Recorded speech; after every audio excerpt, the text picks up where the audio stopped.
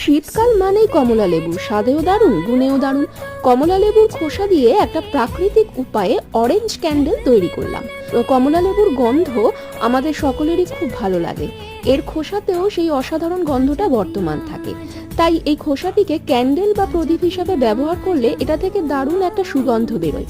এটা non toxic এবং পোকামাকড়কেও দূরে রাখে। আমি যে প্রসেসে দেখাচ্ছি সেই প্রসেসে করে দেখবেন, আশা করি ভালো লাগবে।